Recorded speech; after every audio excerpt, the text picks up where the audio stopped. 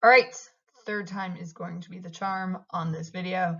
This video should be relatively short because most of activity 1.2.4 is going to be you working in the PLTW curriculum. You're going to open it up. It's going to give you directions. I have already put together a handout for you so you can record your answers on that and kind of refer back to that. But there's not a lot of new material to be presented and new concepts. There's a couple of things, and that will be covered in this presentation, but it's not like a whole big long, PowerPoint of their stuff. So in this activity, we are starting the concept of sequential logic by building a binary counter. So we're coming right off of the lesson on binary numbers. Now you know how binary numbers work. You can count from 1 to 7 or 0 to 7 in binary, which is awesome. And we're going to put that to use here. So there is a typo on this. This is just screen grabbed from their website, and it's not my typo, it's theirs. I'm just gonna be clear with that. This is their introduction, and they're just introducing the idea of what sequential logic is. So along with combinational logic, sequential logic is a fundamental building block of digital electronics. And here's your definition of sequential logic. Here's what makes it different from combinational. Combinational logic depends on the current input. So think of the seatbelt circuit. It immediately responds to a change in one of those states. So the seatbelt is unbuckled or buckled, the key goes in the ignition, the door opens, and the moment one of those inputs changes, it's going to trigger the corresponding output on that buzzer or light or whatever warning we have going on in the car. Sequential logic is a little bit different. It does depend on the current input value. So it is going to read the input coming from your switches, but it also depends on the previous output values. So it depends on what was going on at the time that those inputs were read. And so you've got two different things. Now, what that does is it creates a kind of memory. Because what happens next depends on what happened before. And that's where the idea of sequence and sequential is coming from. So you think of like algebra 1 and algebra 2 go in sequence. And so one comes after the other, and that's what we have going on here. You have your output that will depend or will determine what the next output is. So it depends on both. We will be using the D flip-flop. Here's the typo. The D flip-flop is one of many different types of flip-flops that can to build a sequential logic circuit. Assuming that was supposed to be that can be used to build. Somebody edited it and didn't edit the whole sentence, but a sequential logic circuit. It's one of the simpler kinds of flip-flops. There are other kinds of flip-flops, and in this course, we'll also use a JK flip-flop. Not kidding. We'll use a JK flip-flop as well, but we'll start with the D flip-flop. So here's our diagram for the D flip-flop, and I want to take a look at what we have here. So you've got your data in, which is coming in right here. So that's like your input value.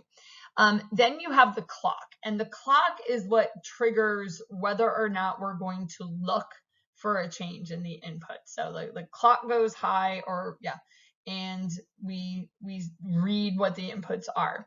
Then we have the outputs. We have the Q and the not Q, okay? And those are always opposite of each other. That's what not means. So if Q is 1, not Q is low. If Q is like low, then not Q is high or 1.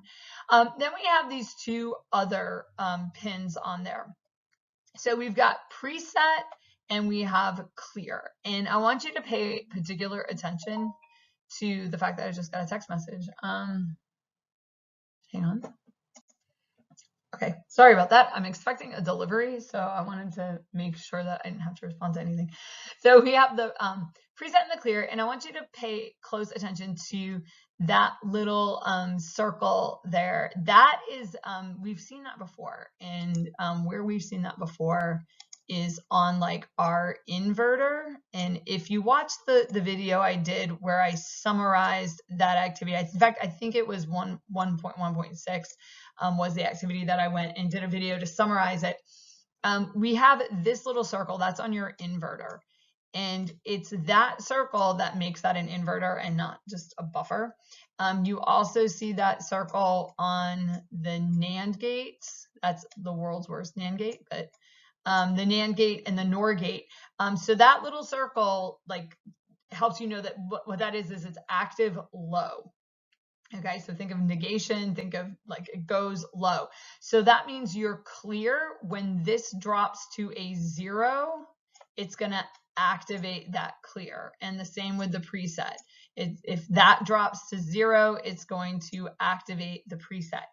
If you don't want to clear or preset your flip-flop, what you'll do is you'll wire those directly to 5 volts, which I think you do at like the first part of this activity. So you'll just like take those and wire them to 5 volts. And what that means is that there's no chance that you're going to accidentally clear it. If you leave the pin not tied to 5 volts, there is a chance that like a spike, like a little bit of static electricity or something could trigger like something to clear or to preset that you did not intend to. So if you don't want to use a pin like that, you definitely want to tie it either high or low. I mean, you wouldn't want to tie these low because then we keep them active the whole time. But that's what that notation meant, and I wanted to make sure that I cleared that up. I actually found this. This is at electronics-course.com/dflipflop. Let me close. Yeah, dflipflop with a dash between the flip and the flop. And the D.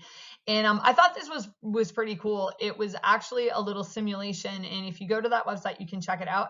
But it's this interactive truth table, and when you look at the truth table, you can see how the preset and the clear affect the outputs. So remember that they are active low. So if both the clear and the preset are tied high, which they are right here, then you've got your whatever your outputs happen to be. Like this is the D input is not it's not live. So we're saying it doesn't matter. So I think that just means that it flipped. I think that it flipped from whatever that is, but that's neither here nor there. The point is that these two, like if the preset goes low, then you're on this and the clear is high. So that means you've activated your preset, but not your clear. What it does is it makes Q high and not Q low. If you go the other way around, where you keep the preset high and you bring the clear low, which means you're going to activate the clear, okay, then it will do the exact opposite. And these like X's in the truth table, what they mean essentially is that they override whatever the input in the clock is doing. So they're overriding what's happening there. Now, if you try to tie both of them low, you end up with what's called an invalid state. And the world comes to an end. It's like dividing by 0. Okay, so you don't want to do that, and you don't want to program your circuit to do that. Now, if they're both tied high, then you've got your outputs changing. And so what you've got here is a rising edge trigger on the clock. So it's only going to change when the clock is triggering high. If the input is high, then you'll get Q high and Q not low. If the input was low, then you'll get the opposite. Okay. And then this is when the clock is low, it doesn't matter what the input is because you're not reading it and everything stays the same. So that's how your truth table is. And I would actually suggest that you go to that website and play around with that. I thought it was pretty cool. And when you change the different things, you can actually cycle through the truth table with the clock and the input and the preset and stuff. You can go right through this and it will show you where on the truth table you are. It also has underneath it timing diagrams, which we haven't talked about yet, but the timing diagrams, there was like a simulation that went with the timing diagrams too. So I thought I'm nerdy, but I thought it was pretty cool. Okay, So as I mentioned before, for most of this activity, you're just going to follow the PLTW curriculum. That was pretty much all that there was in terms of like a lesson, making sure that you could read and understand what was happening with that flip-flop. For step 1, you're going to build the circuit indicated, and then on your answer sheet, I have questions C, D, E, and F are printed out for you so you can answer them on that sheet. And that's mostly just an exploration of what the flip-flop does. So it's kind of like that simulation. So if you check out that simulation ahead of time, I know I posted it on Teams. Sorry, I have a dish on my floor. So if you check it out beforehand, then that'll make this part of the activity go smoother for you. For part 2, you're going to build this circuit. This is actually a 2-bit binary counter. So if you build this correctly, it should do something like this, where it goes 0, 0, 0, 1, 1, 0, and 1, 1, and then go back to the 0, 0. But you're going to build that and explore what it does, and then fill out the table on your sheet as you go through the different cycles of the clock. Step 3, you're going to modify the circuit from step 2.